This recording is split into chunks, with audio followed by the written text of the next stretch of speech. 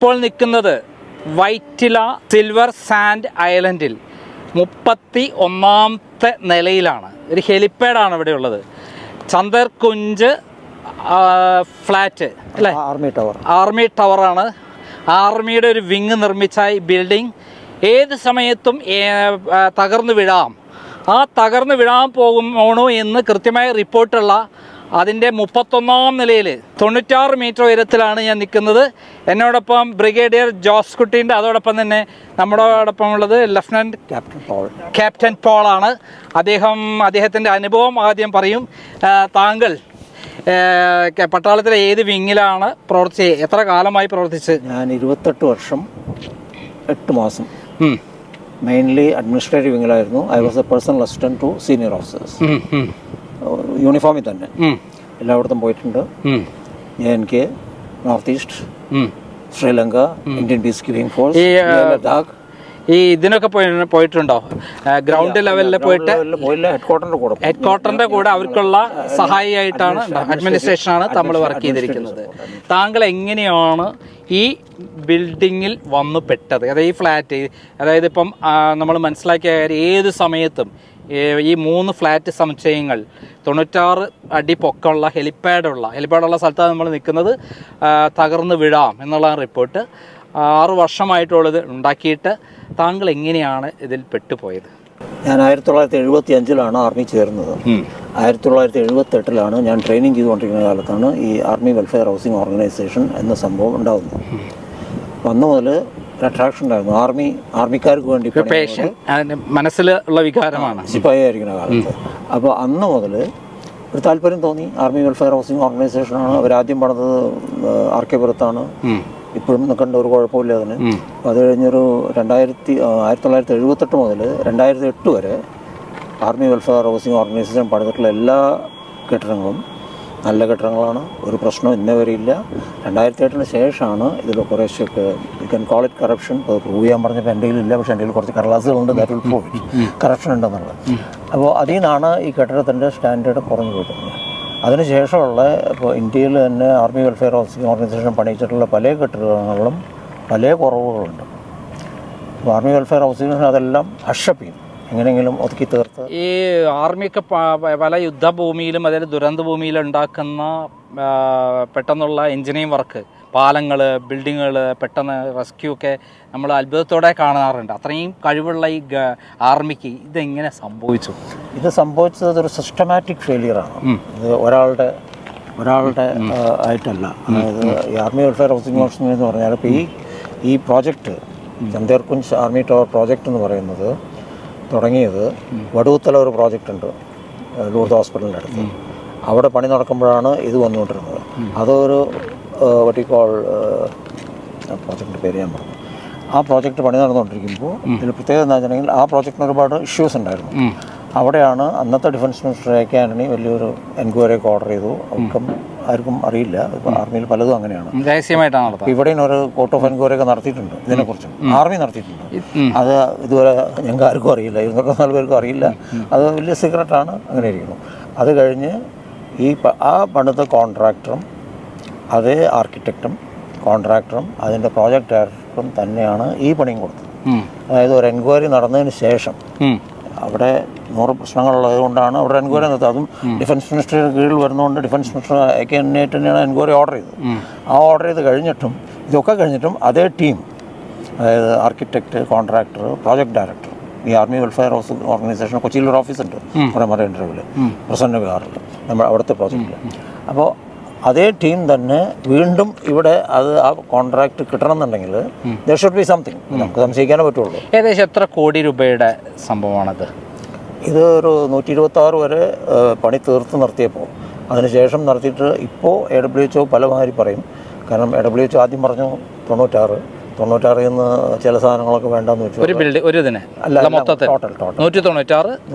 വെറും 96 തുടങ്ങിയിട്ട് 126 പണി കഴിഞ്ഞു. ഡിഫക്ട് റെക്ടിഫിക്കേഷൻ പീരീഡ് ഒക്കെ കഴിഞ്ഞു. അത് കഴിഞ്ഞിട്ട് പിന്നെ AWHO ഇപ്പോൾ കാണിക്കുന്ന കണക്ക് 180 കോടി 175 കോടിയാണ്. അപ്പോൾ അതിൻ്റെ ഇടയിൽ എവിടെ പോയി എന്നുള്ളത്. താങ്കൾ എത്ര രൂപ കൊടുത്തിട്ടാണ് ബിൽഡിംഗ് വാങ്ങിയിരിക്കുന്നത്? ഫ്ലാറ്റ് വാങ്ങിയത് 57,40,40,000 plus registration plus car parking എല്ലാം കൂടെ 65-ന്റെ അടുത്ത്. താങ്കൾ ഏത് ബ്ലോക്കിലാണ്? ഞാൻ ബിയിലാണ്. ഏത് നമ്പർ? B804. B804 താമസിക്കുന്നത്. ഇപ്പൊ ഇതിന് ശേഷം എന്ത് ചെയ്തു? ഇങ്ങനെ ഒരു സംഭവം വന്ന ശേഷം ഞാനിപ്പോൾ താമസിക്കുന്നുണ്ട്. ഇപ്പോഴും താമസിക്കുന്നുണ്ട്. അപ്പൊ ഏത് സമയത്തും ഇത് ഇടിഞ്ഞു പൊളിഞ്ഞു വിടാൻ പറ്റുന്ന ഈ ബിൽഡിങ്ങിന്റെ എൻ്റെ കാര്യം, എനിക്ക് ബാങ്ക് ലോൺ ഉണ്ട് 48,000 രൂപ മാസത്തിൽ. എനിക്ക് EMI അടയ്ക്കും. അല്ല, എൻ്റെ മോനും കൂടി ചേർന്നിട്ടാണ് അടയ്ക്കുന്നത്. 48,000 രൂപ EMI അടച്ചിട്ട് എനിക്ക് കിട്ടുന്ന പെൻഷനിൽ നിന്ന് ബാക്കി എനിക്കൊന്നുമില്ല. അപ്പോൾ ഇവിടെ നിന്ന് ഇറങ്ങി പോകാൻ പറഞ്ഞാൽ എനിക്ക് വേറെ ഒരു വാടക കൊടുക്കുകയും വേണം, EMI ബാങ്കിൽ കൊടുക്കുകയും വേണമെന്ന് പറഞ്ഞാൽ എൻ്റെ കാശ് വലിയൊരു ഗുരുതരമായ ഒരു പ്രശ്നമാണ് താങ്കൾ പറയാൻ പറ്റില്ല. കാരണം ഇത് ഏത് സമയത്ത് ഇടിഞ്ഞു പൊളിഞ്ഞു വിടാമെന്ന് പറഞ്ഞുകൊണ്ടിരിക്കുന്ന ബിൽഡിങ്ങിൽ വേറെ വഴിയില്ല, തെരുവിലേക്ക് ഇറങ്ങേണ്ടി വരും എന്നുള്ള ഗതികേട് കൊണ്ട് മരിക്കുകയാണെങ്കിൽ മരിച്ചോട്ടെ എന്നുള്ളതിൽ ഇവിടെ ഏത് സമയത്തും അപകടത്തെ പ്രതീക്ഷിച്ചുകൊണ്ട് താങ്കൾ ഇവിടെ താമസിക്കുന്നു എന്ന് പറയുന്ന ഭീതിജനകമായ ഒരു കാര്യമാണ്. ഒരു നിവൃത്തിയുണ്ടെങ്കിൽ ഞാൻ ഇവിടുന്ന് ബ്രീഡ് ജോസ് കൂട്ടി പോയാൽ മതി, ഞാനും പോകുമായിരുന്നു. അപ്പോൾ എനിക്കതിന് വഴിയില്ല. കാരണം എനിക്ക് വേറെ വീട് വാടകയ്ക്ക് എടുത്ത് കൊടുത്തു കഴിഞ്ഞാൽ എൻ്റെ EMI മുടങ്ങും, ബാങ്കിനടയ്ക്കാനുള്ള ലോണിൻ്റെ പൈസ മുടങ്ങും. രണ്ടും കൂടി എനിക്ക് അടയ്ക്കാൻ പറ്റില്ല, അതിനുള്ള പെൻഷൻ എനിക്ക് കിട്ടണില്ല. അതുകൊണ്ട് ഗതിയോടുകൊണ്ട് മാത്രം. ഇപ്പോൾ വേറൊരു സ്ഥലത്ത് വീട് മേടിക്കാന്ന് പറയുന്നതും വലിയ പ്രയാസമാണ്. 58-65 ലക്ഷത്തിന് വീട് കിട്ടാൻ വളരെ പ്രയാസമാണ്. നല്ലൊരു സാധാരണ വീട് കിട്ടാൻ ഏറ്റവും ചുരുങ്ങി 1.5 കോടി രൂപ ചെലവ്. 50,000 രൂപ കുറഞ്ഞ് ഈ ചുറ്റുവട്ടത്തിൽ വീട് വാടകയ്ക്ക് കിട്ടാനുമില്ല. പിന്നെ IWH തരാമെന്ന് പറയുന്നത് 21,000 രൂപയും 23,000 രൂപയും തരാമെന്ന് പറഞ്ഞു. അതിപ്പോൾ തരാമെന്ന് പറയുന്നില്ല. നേരത്തെ പ്രാവശ്യം കോടതിയിൽ കൊടുത്തു, പല കടലാസുകളും കോടതിയിലുണ്ട്. അതുകൊണ്ട് അവർ ഇതുപോലെ എത്ര പേര് ഇവിടെ ഇപ്പോൾ താമസിക്കുന്നുണ്ടാവും? ഇപ്പോൾ ഒരു 50-40-50 പേരുണ്ടാവും. അവരും ഇതേപോലെ വേറെ വഴിയില്ലാത്ത വൃദ്ധരായ ആളുകളൊക്കെ ഉണ്ടോ? എത്ര വയസ്സുള്ള ആൾക്കാരൊക്കെ ഉണ്ടാവും? 75-80 വയസ്സുള്ള ആൾക്കാരടക്കം ഇവിടെ താമസിക്കുന്നുണ്ട്. വാക്കിംഗ് സ്റ്റിക്ക് വെച്ച് നടക്കുന്നവരുണ്ട്. അവർക്ക് വേറെ പോകാൻ വഴിയൊന്നുമില്ല. കാരണം എല്ലാവർക്കും ഈ ബാങ്ക് ലോണും കാര്യങ്ങളൊക്കെ ഉണ്ട്. അപ്പോൾ അതുകൊണ്ടുള്ളൊരു ബുദ്ധിമുട്ടുണ്ട്. ഇവിടേക്ക് പോകുന്നുള്ളതാണ്. പിന്നെ അതുമല്ല, നമ്മൾ ഒരു ഓർഗനൈസേഷനെ വിശ്വസിച്ചു. ആർമീനെയാണ് നമ്മൾ ഇപ്പോഴും നമ്മൾ ഇന്ത്യൻ ആർമിയിലാണ് നമ്മൾ വിശ്വസിച്ചത്. ആർമിയിലുള്ള ഒരു ഓർഗനൈസേഷനാണ് അത്. അതിന്റെ ഉത്തരവാദിത്വം ഈ ഗവൺമെന്റിനുണ്ട്. അപ്പൊ ഗവൺമെന്റ് ഈ കാര്യം ശ്രദ്ധിച്ച് നമുക്ക് വേണ്ട ചെയ്തു തരേണ്ടതാണ്. അത് പ്രതീക്ഷിക്കണോ ഇന്നും. കാരണം ഈ നാഷനു വേണ്ടി ജീവൻ പണയം വെച്ച് വർക്ക് ചെയ്യാൻ പോയ ആൾക്കാരാണ് നമ്മളൊക്കെ. അപ്പൊ നമ്മളെല്ലാവരും ജനങ്ങളൊക്കെ അങ്ങനെ ബഹുമാനിക്കുന്ന വ്യക്തിത്വങ്ങളിൽ പ്രധാനപ്പെട്ട ആൾക്കാരാണ് താങ്കൾ. അപ്പം അങ്ങനെയുള്ള ആളുകൾ പേടിയോടെ, പട്ടാളത്തിൽ വർക്ക് ചെയ്യുമ്പോൾ ഒരു പേടി ഉണ്ടായിരുന്നില്ല, മരിക്കുന്നതിനൊരു പ്രശ്നം ഉണ്ടായിരുന്നില്ല. യുദ്ധത്തിൽ പോയാൽ ഏറ്റുമുട്ടി മരിക്കാനും. ശ്രീലങ്ക അത്ര ചെറിയ എക്സ്പീരിയൻസ് ആയിരുന്നില്ല. LTTE യുദ്ധമായിരുന്നു, പ്രഭാകരമായിട്ടുള്ള യുദ്ധം. അപ്പോൾ അത് വലിയൊരു ഇതായിരുന്നില്ല. കാരണം അത് പാർട്ട് ഓഫ് ദ ജോബ്. ഇതങ്ങനെയല്ല. അത് നമുക്ക് ജീവിതകാലം മുഴുവൻ സമ്പാദിച്ച പൈസയും ബാങ്ക് ലോൺ കൊടുത്ത് ഇവിടെ ഒരു വീട് വാങ്ങി ബാക്കിയുള്ള കാലം ജീവിക്കാമെന്ന് വിചാരിച്ചപ്പോൾ അതിന് സാധിക്കാതെ എന്നുള്ള സങ്കടമുണ്ട്. അതിനിപ്പോൾ ഇന്ത്യൻ ആർമീനെ കുറ്റം പറയില്ല. ഞാൻ ഈ പറഞ്ഞ പോലെ അതിനിടയിൽ ഇന്ത്യൻ ആർമിയുടെ എല്ലാ വിങ്ങും ministry of defence, army head quarter, chief of the army staff എല്ലാവരും വരും. അതിൻ്റെ താഴെയുള്ളവർ വരും. ഇവരെല്ലാവരും ഇതിലുണ്ട്. അല്ല, ഇതിൽ നമ്മൾ കാണേണ്ട ഒരു കാര്യം, നമ്മൾക്ക് ഈ ഗവൺമെൻറ്റിൻ്റെ കീഴിലുള്ള ആർമി എന്ന് പറഞ്ഞാൽ ഇന്ത്യയിലെ ഏറ്റവും അവിഭാജ്യ ഘടകമാണ്. നമ്മൾ ഏറ്റവും അധികം അംഗീകരിക്കുന്ന, വിശ്വസിക്കുന്ന, രാജ്യത്തിൻ്റെ സുരക്ഷിതത്വത്തിൻ്റെ പ്രതീക്ഷിക്കുന്ന വിങ്ങിൽ പ്രവർത്തിച്ചിട്ട് ആ വിങ് തന്നെ നമ്മളെ ചതിച്ചു എന്നാണല്ലോ നമുക്ക് പറയാനുള്ളത്. ഇത് ചതി തന്നെയാണ്. അത് ചതിയല്ല എന്ന് പറയാൻ പറ്റില്ലല്ലോ. ആർമി എങ്ങനെ ആർമിക്കാണല്ലോ കുറ്റം വരുന്നത്? നമ്മൾ ഇത്രയും കാലം സേവനം നടത്തിയിട്ടുള്ള ആ ആർമി തന്നെയാണ് നമ്മളെ ശിഷ്ടകാലം ഇങ്ങനെ ഭീകരമായ മാനസിക സമ്മർദ്ദത്തിൽപ്പെടുത്തി നമ്മളെ ഇവിടെ എത്ര 56 കുടുംബങ്ങൾ ഇപ്പോഴും പുറത്തു പോകാൻ പറ്റാതെ കഴിയുമെന്ന് പറഞ്ഞാൽ ഏത് സമയത്ത് ഇടിഞ്ഞു പൊളിഞ്ഞു വീഴാമെന്ന വീഡിയോ. ഒരിക്കലും ഞാനൊക്കെ ഒരു ഭീതിയോട് കൂടിയിട്ടാണ് അതിൻ്റെ ഉള്ളിൽ. ഞാൻ പല വർക്കിനും പോയിട്ട് പല ആളുകളും ഇവിടെ പോലീസുകാർ എൻക്വയറിക്ക് വരും, ഓരോരുത്തർ എൻക്വയറിക്ക് വരും, വിജിലൻസുകാർ വരും. അവരൊക്കെ വന്നിട്ട് നമുക്ക് പുറത്ത് വന്നിട്ട് സംസാരിക്കാം. അവരെ ബോഡി സുരക്ഷിതമാക്കിയിട്ടാണ് നമ്മളിവിടെ നിൽക്കുന്ന ഒരു സാഹസ്യമായ പ്രവൃത്തിയാണ്. കാരണം ഈ ബിൽഡിംഗ് പൊളിഞ്ഞ് ഏത് സമയത്തും വിഴാം എന്നുള്ള സ്ഥലത്താണ് നമ്മൾ ഏറ്റവും ടോപ്പിൽ 96 അടി ഉയരത്തിലുള്ള ബിൽഡിങ്ങിന്റെ ടോപ്പിൽ നിൽക്കുന്നത്. അതൊരു അത്ഭുതകരമായ ഒരു കാര്യമാണ്. അപ്പം നമുക്ക് ഇതൊന്ന് പരിചയപ്പെടുത്താമോ? ഈ ബിൽഡിങ്ങിന്റെ ഏറ്റവും ടോപ്പുള്ള നമുക്കൊന്ന് സ്ഥലങ്ങളൊന്ന് ചൂണ്ടിക്കാണിക്കാമോ? പറഞ്ഞാൽ അധികം എടുത്തു. എങ്ങനെയാണ് ഇവിടുന്ന് ഒരു ഭാഗത്ത് നടക്കാം? ഇത് മെട്രോ റെയിൽവേയിൽ തുടങ്ങാം, ബസ് സ്റ്റാൻഡിൽ തുടങ്ങാം. അത് തൃപ്പൂണിത്തുറ ഭാഗത്തേക്കുള്ള പോണ ട്രെയിനാണ്. അതിൽ തൃപ്പൂണിത്തുറ ട്രെയിൻ പോയിക്കൊണ്ടിരിക്കുന്നു. ഇത് മെട്രോ റെയിൽവേയാണ്. അത് ഫസ്റ്റ് റോഡ് എന്ന് പറയുന്നത് ഇങ്ങോട്ടാണ്. അല്ല, രണ്ടാമത്തെയാണ് ഇത്. ഈ തൊട്ടടുത്തുള്ളത് ഈ ഹബ് എന്നുള്ള റോഡ് വന്ന് തൃപ്പൂണിത്തുറ സിറ്റിയിലേക്ക് പോണ റോഡാണ്. വൈറ്റ്ല റൈറ്റിലേക്ക് പോയാൽ വൈറ്റില, മറ്റേത് വൈറ്റില പാലമാണ്. അത് വൈറ്റില. അതിന്റെ മുകളിൽ കാണുന്നത് മെട്രോ റെയിൽവേ ആണ്. പിന്നെ ഇവിടുന്ന് ദൂരേക്ക് കാണുന്ന വലിയ ബിൽഡിങ്ങുകളൊക്കെയാണ് കാണുന്നത്, സിറ്റിയാണ് കാണുന്നത് കംപ്ലീറ്റ്. അത് മുഴുവൻ വാട്ടർ മെട്രോ ആണ് അത് പോയിക്കൊണ്ടിരിക്കുന്നത്, വാട്ടർ മെട്രോ വന്നുകൊണ്ടിരിക്കുന്നത്. വെള്ളത്തിന്റെ സമ്മർദ്ദം കാരണം ഭൂമിക്ക് ഈ ബേസിലേക്ക്, അതായത് കാർ പാർക്കിങ്ങിലേക്ക് വെള്ളം തള്ളിക്കൊണ്ടിരിക്കുക, പൊട്ടി തകർന്നുകൊണ്ടിരിക്കുകയാണ്. അത് തകർന്നാൽ തന്നെ ഈ ബിൽഡിംഗ് തകർന്നു. അങ്ങനെ ഒരു അവസ്ഥയാണ് ഈ ബിൽഡിങ്ങിനുള്ളത്. ഇത് രണ്ടാമത്തെ ബിൽഡിംഗ് അല്ലേ? ഇത് ബി ആണ്. ഇതേപോലെ ഹൈറ്റുള്ള, ഇതിനെക്കാട് ഹൈറ്റ് ഉണ്ടോ? അത് സെയിം ഹൈറ്റുള്ള ഒരു ബിൽഡിംഗ് ആണ്. അതിന്റെ പൊസിഷൻ, സ്ഥിതിയാണ് നമ്മൾ ഏത് സമയത്തും പൊട്ടിപ്പൊളിഞ്ഞ് കിടക്കാവുന്ന, വീടാവുന്ന രൂപത്തിൽ കിടക്കുന്ന. അതിലും താമസക്കാരുണ്ടോ? അതിലാണ് താമസിക്കുന്നത് താങ്കളൊക്കെ ആ ഇതിലാണ് താമസിക്കുന്നത് അല്ലേ? ഭീകരമായ, ചിന്തിക്കാൻ പോലും പറ്റാത്തൊരു കാര്യമാണത്. പിന്നെ ഈ ബിൽഡിംഗ് അത് നന്മ ഒരു പുതിയ പ്രോജക്റ്റ്. അത് ഇതിലുള്ളതാണോ? സിൽവർ, നമ്മുടെ ഇതിൽപ്പെട്ട സിൽവർ ഐലൻഡ് തന്നെ. സിൽവർ ഇത് ഒരു കൊല്ലം കൊണ്ട് പണി തീർത്തതാണ്. ഒരു പ്രശ്നം അവിടെ ഇല്ല. പ്രശ്നം പണിത് കഴിഞ്ഞിട്ടുള്ളൂ, മുഴുവൻ ഓക്യുപ്പൈ ചെയ്തിട്ടില്ല. പക്ഷെ അതിനാണ് ആർമി വെൽഫെയർ ഓർഗനൈസേഷൻ പറയുന്നത് 10 വർഷം വേണം പണിയാൻ. അത് ഒരു വർഷം കൊണ്ട് ചെയ്ത് കാണിച്ചു. ഇതേ ഹൈറ്റുള്ള സാധനം ബിൽഡിംഗ് ആണ്. അത് എത്ര ഫ്ലോർ? 26 നിലയുള്ള. ഇതിനേക്കാൾ കൂടുതൽ ഫ്ലാറ്റുകൾ അതിനകത്തുണ്ട് തോന്നുന്നു. ഒരേ സ്ഥലത്ത് തന്നെ ഫ്ലാറ്റുകളാണ്. ഇവിടെ ഇതിപ്പോ കാണുന്നത് ഹെലികോപ്റ്റർ ഹെലിപ്പാഡാണ്. ഇവിടെ ഒരു ഹെലികോപ്റ്റർ ഇന്നത്തെ അവസ്ഥയിൽ ഇറങ്ങുകയാണെങ്കിൽ ഈ ബിൽഡിങ്ങുകളെ സ്ഥിതി എന്തായിരിക്കും? സ്ഥിതി വളരെ, അതിൻ്റെ വെയിറ്റ് താങ്ങാൻ പറ്റില്ല. ഹെലികോപ്റ്റർ താങ്ങില്ല. അത് ഹെലികോപ്റ്റർ പൊങ്ങി പോവും, ബിൽഡിംഗ് താഴെ പോയി ഹെലികോപ്റ്റർ പൊളി പോവും. പക്ഷേ ഹെലിപ്പാഡ് താഴെ പോവും. അതിൻ്റെ കൂട്ടത്തിൽ അതിൻ്റെ താഴെയുള്ള ഈ ബിൽഡിങ്ങുകൾ കംപ്ലീറ്റ് തകർന്ന്. മാത്രമല്ല അത്ര വേണമെന്നില്ല, കുറച്ചും കൂടി എക്സാക്റ്റായിട്ട് പറയുകയാണെങ്കിൽ ഹെലികോപ്റ്റർ പറന്നു കഴിഞ്ഞാൽ ഇതിൻ്റെ പല സൺഷെയ്ഡും പൊട്ടി പൊളിഞ്ഞ് നിൽക്കുന്നതെല്ലാം ഒരു ഒരു ഒരു തള്ളൽ വന്നു കഴിഞ്ഞാൽ തന്നെ ഈ ബിൽഡിംഗ് തകർന്ന് താഴേക്ക് വീഴും. ഒരു മൈൽഡ് ഒരു ട്രമർ ഉണ്ടായാൽ മതി. ഇവിടെ ഒരു കൊടുങ്കാറ്റുണ്ടായാൽ തന്നെ ഈ ബിൽഡിംഗ് ഉണ്ടായാലും ഉണ്ടാവും. ഒരു ചെറിയൊരു എർത്ത്ക്വേക്ക് എന്ന് പറയേണ്ട ചെറിയ ഇളക്കുണ്ടായാൽ തന്നെ, ഷിവർ വന്നാൽ തന്നെ അതിന്റെ കഥ കഴിയും. ബേസ്മെന്റ് കണ്ടുള്ളൂ, ബേസ്മെന്റിലാണ് നിൽക്കണം. ബീമുകളുടെയും തൂണിന്റെയും ബീമിന്റെ ഒക്കെ കണ്ടു.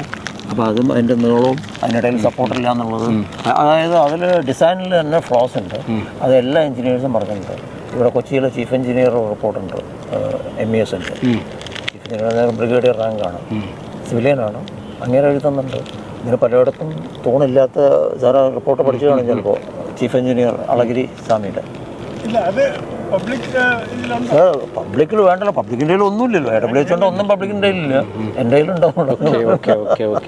അത് മാത്രമല്ല, അപ്പോൾ അതുപോലെ അത് എല്ലാവരും ഇതുപോലെ കണ്ടിട്ടുള്ള ആളുകൾ 2020 18 പണി തുടങ്ങി 20 മാറത്തനേഷ്യസ് കോളേജിൽ നിന്ന് 2 പ്രൊഫസർമാർ വന്നു, ഒക്കെ നോക്കിപ്പോയി. അന്ന് അവർ പറഞ്ഞു. അതിനുശേഷം IIT ചെന്നൈക്കാരെ കൊണ്ടുവന്നു. അവർ പറഞ്ഞു, അവിടെ പ്രൊഫസർ രാധാകൃഷ്ണ പിള്ള വന്നിട്ട് ഒറ്റ കാര്യം പറഞ്ഞു. ഞാനൊരു 40 അടി എന്നുള്ള ബീം പറഞ്ഞില്ലേ, അങ്ങേറ് കോണി വെച്ച് കയറി ഒന്ന് പൊട്ടിച്ച് കാണിക്കാമെന്ന് ചോദിച്ചു. അധികാരപ്പെട്ടവരൊക്കെ ഉണ്ടാവുമെന്ന് പറഞ്ഞ് പൊട്ടിച്ചു. ഒരു കമ്പി കണ്ടു. ആ കമ്പിയും വന്ന് കൈ വിരൽ വെച്ചിട്ട് അങ്ങേറ് പറഞ്ഞു, ഇനി എനിക്ക് ഈ കെട്ടിടത്തിലൊന്നും കാണണ്ട. കംപ്ലീറ്റ് 5 കൊല്ലം മുമ്പ്, അതായത് ഉണ്ടാക്കിയ സമയത്ത് 1 കൊല്ലം മുമ്പ്, 2019 2 കൊല്ലം കഴിഞ്ഞു. 2 കൊല്ലം കഴിഞ്ഞിട്ട് അങ്ങേരെ അത് തൊട്ടിട്ട് പറഞ്ഞു, എനിക്ക് ഇത് കെട്ടിടത്തിലൊന്നും കാണണ്ട. അങ്ങേരെ റിപ്പോർട്ട് അയച്ചിട്ടുണ്ട്. അതിൽ വളരെ കൃത്യമായിട്ട് പറഞ്ഞിട്ടുണ്ട്. ഒരു റിപ്പോർട്ടല്ല, അവർ 2-3 റിപ്പോർട്ട് നടത്തി.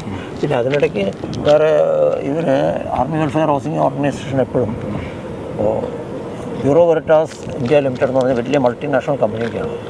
അവർക്ക് ഇന്ത്യക്ക് പുറത്ത് എവിടെയും ഫ്രോഡ് ചെയ്യാൻ പറ്റില്ല. അത് അവിടുത്തെ ലോസ് ആർ വെരി സ്ട്രിക്റ്റ്. ഇവിടെ കൈക്കൂലി കൊടുത്ത് എങ്ങനെയെങ്കിലുമൊക്കെ നടത്താം. ഈ ബ്യൂറോ വെരിറ്റാസിൻ്റെ ആദ്യത്തെ റിപ്പോർട്ട് വന്നപ്പോൾ ഞങ്ങൾ നാഷണൽ അക്രഡിറ്റേഷൻ ബോർഡിൻ്റെ ഒരു പരാതി കൊടുത്തു. ആ പരാതി കൊടുത്തവരൊക്കെ അന്വേഷിച്ചു. 2 ആഴ്ച കഴിഞ്ഞപ്പോൾ മറുപടി വന്നു. അതൊക്കെ ഞങ്ങൾ സംസാരിച്ചു, അത് സെറ്റിൽ ചെയ്തു, കുഴപ്പമൊന്നുമില്ല എന്നുണ്ട്. അതിനുശേഷം വീണ്ടും അവരെ കൊണ്ടു ചോദിച്ചു. അപ്പോൾ ഈ ആദ്യത്തെ ടെസ്റ്റ് ബ്യൂറോ വെരിറ്റാസ് ഇന്ത്യ എന്ന് പറയുന്ന ഇന്ത്യ ലിമിറ്റഡ് എന്ന് പറഞ്ഞ കമ്പനി നടത്തുന്നത്, അവർക്ക് വർക്ക് ഓർഡർ എഴുതി കൊടുത്തത് കോൺട്രാക്ടറാണ്, ആർമി വെൽഫെയർ ഓർഗനൈസേഷൻ അല്ല. അതായത് ഇറ്റ്സ് വെരി സിമ്പിൾ. ഞാൻ ഒരു ഏജൻസിനെ വിളിച്ചിട്ട് എൻ്റെ ഈ കെട്ടിടം ടെസ്റ്റ് ചെയ്യണമെന്ന് പറഞ്ഞാൽ അവർ ഞാൻ പറയണമല്ലോ എഴുതുള്ളൂ. ഞാൻ പറയണോ എഴുതുള്ളൂ. അതുപോലെ ബ്യൂറോ വെരിറ്റാസ് 3 പ്രാവശ്യം എഴുതി. ഈ 3 പ്രാവശ്യം ഇവിടെ ക്വാളിഫൈഡ് എഞ്ചിനീയേഴ്സ് ഉണ്ട്, സിവിൽ എഞ്ചിനീയേഴ്സ് ഉണ്ട്. അവരത് തലനാര് കീറി സ്പ്ലിറ്റ് ചെയ്ത് പറഞ്ഞു ഈ റിപ്പോർട്ട് തെറ്റാണ്. അവർ ഒരുപാട് അതിൻ്റെ റിപ്പോർട്ടൊക്കെ ഉണ്ട് കയ്യിൽ. ഡാറ്റ എല്ലാം മാനിപ്പുലേറ്റ് ചെയ്തിട്ടാണ് കാണിച്ചിട്ടുള്ളത്. ടെസ്റ്റ് ചെയ്യുമ്പോൾ ഞാൻ കൂടെ ഉണ്ടായിരുന്നു, എൻ്റെ വീഡിയോ ഉണ്ടായിരുന്നു. പല ആളുകളും അവിടെ മുകളിൽ വിളിച്ചിട്ട് ഒറ്റ വാക്ക് പറഞ്ഞാൽ അത് രാജ്യത്തോട് ചെയ്ത തെറ്റാണ്. കാരണം രാജ്യത്തിന് വേണ്ടി പ്രവർത്തിച്ചിട്ടുള്ള പട്ടാളക്കാർ ആയ ആളുകൾ ശിഷ്ടകാലം ജീവിക്കാൻ വന്നപ്പോൾ അവരെ സുരക്ഷിതത്വം ഉണ്ടാക്കേണ്ട ഗവൺമെൻറ്, എനിക്കറിയാവുന്നിടത്തോളം ആർമി അത് എന്തെങ്കിലും ഒക്കെ ചെയ്ത് സഹായിക്കാൻ ശ്രമിക്കുന്നുണ്ടെന്ന് ഞങ്ങൾ വിശ്വസിക്കുന്നു. ബാക്കി സഹായിക്കേണ്ടത് ആവശ്യമാണ്. ബാക്കി ജുഡീഷ്യറി, കോടതി, അല്ല കോടതിയൊക്കെ ഉണ്ട്. ഇതിൻ്റെ ഒരു മനുഷ്യത്വത്തിൻ്റെ ധാർമ്മികതയുടെ ഭാഗമുണ്ട്, പിന്നെ രാജ്യസുരക്ഷയുടെ ഒരു ഭാഗം കൂടിയുണ്ട്. കാരണം രാജ്യത്തിന് വേണ്ടി പ്രവർത്തിച്ചിട്ടുള്ള പട്ടാളക്കാരുടെ ഒരു അവസാന ഘട്ടത്തിൽ ജീവിക്കാൻ വന്ന സ്ഥലമാണ് അത്. അവരെന്നെ ഉണ്ടാക്കി കൊടുത്താണ്. വേറെ ഇവിടെ നിന്ന് തന്നെ പള്ളിയിലേക്ക് പോകണം എന്ന് ആഗ്രഹിച്ചൊരു അത് വല്ലാത്തൊരു വാക്കാണ്. ഞാനിപ്പോഴും പറയുന്നു, അത് നമ്മളൊക്കെ വിശ്വസിച്ചു. ആർമി വെൽഫെയർ ഓർഗനൈസേഷൻ നമ്മുടെ ആളുകൾ നമുക്ക് വേണ്ടി കുടിയുള്ളൂ. ഞാൻ പറഞ്ഞില്ലേ, 1978 മുതൽ 2008 വരെ ഒരു പ്രശ്നമില്ല. ഇന്ത്യയിലത്തെ army welfare organisation was one of number 1 builder ഇന്ത്യയിൽ. ഇത് 2017 ഇത് BJP ഗവൺമെൻറ് ഉള്ള സമയത്ത് അത് ഉണ്ടാകുന്നത്. 2013-14 പണി തുടങ്ങി. പക്ഷേ ഈ കമ്മീഷനെല്ലാം ചെയ്ത് അതിന് ശേഷം അത് 2018 ഒക്കെ BJP ഗവൺമെൻറ് കാലത്ത്. കാരണം ആർമീനെ ഏറ്റവും പ്രൊട്ടക്ട് ചെയ്യുന്ന സപ്പോർട്ട് ചെയ്യുന്ന ഒരു ഗവൺമെൻറ് ഉള്ള സമയത്ത് അത് എന്നിട്ടും അത് അവിടേക്ക് എത്തിയിട്ടില്ല. അവിടേക്ക് ഇപ്പോഴാണ് എത്തിയത്. ഇപ്പോൾ ഇവിടുന്ന് രാജ്നാഥ് സിംഗിനെ കണ്ടൊരു ഇത് കൂടുതൽ ഫോട്ടോ പിന്നെ അതിൻ്റെ റിപ്പോർട്ടും ഉണ്ട്.